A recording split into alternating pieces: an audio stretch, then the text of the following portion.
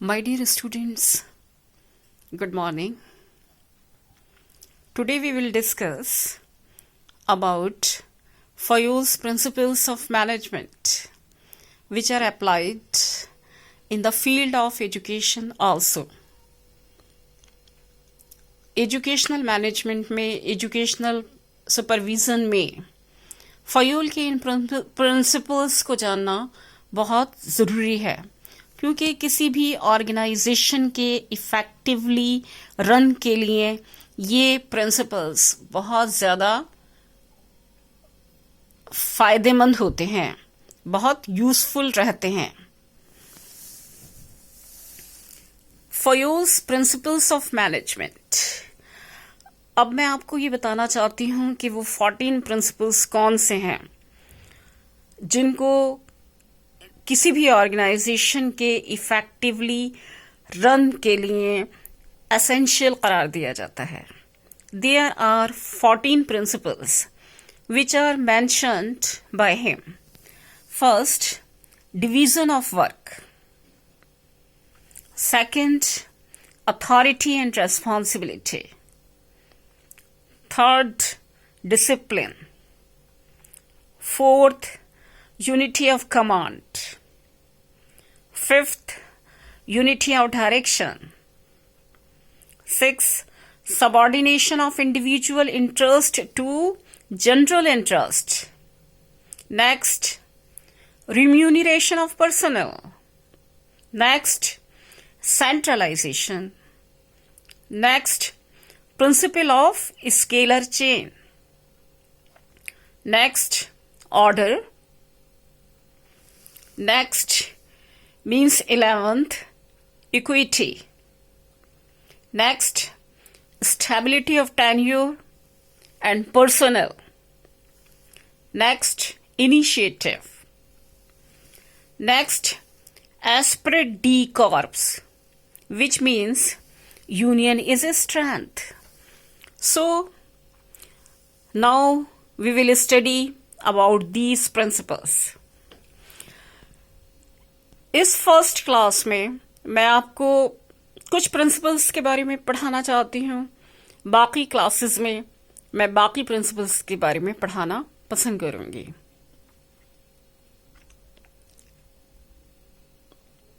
मैं किसी भी ऑर्गेनाइजेशन में किसी भी मैनेजर के लिए ये प्रिंसिपल्स बहुत ज़्यादा इफ़ेक्टिव हैं.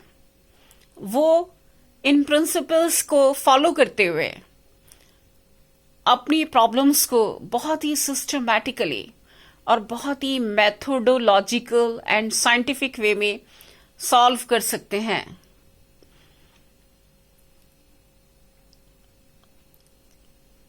Division of work.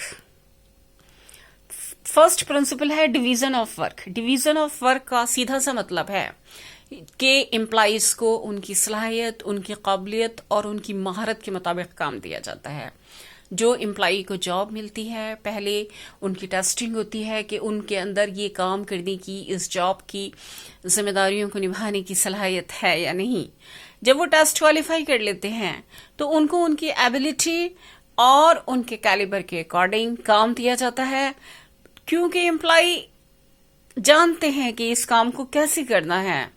तो वो बहुत ही सेटिस्फैक्ट्री मैनर में और बहुत ही इजी तरीके से अपने काम को परफॉर्म करते हैं. इससे ऑर्गेनाइजेशन के ऑब्जेक्टिव्स हासिल होने में बहुत ही मदद मिलती है. Division of work. सीधी सी बात है कि काम को डिवाइड कर दिया जाए और हर बंदा वो काम अपनी अपनी सलाहियत के मुताबिक अंजाम दे. सेकंड प्रिंसिपल है अथॉरिटी एंड रेस्पॉन्सिबिलिटी. अथॉरिटी दरअसल किसी भी सुपीरियर पर्सन का राइट है, पावर है, जिसकी बेस के ऊपर वो अपने सबऑर्डिनेट को कुछ इंस्ट्रक्शंस देता है.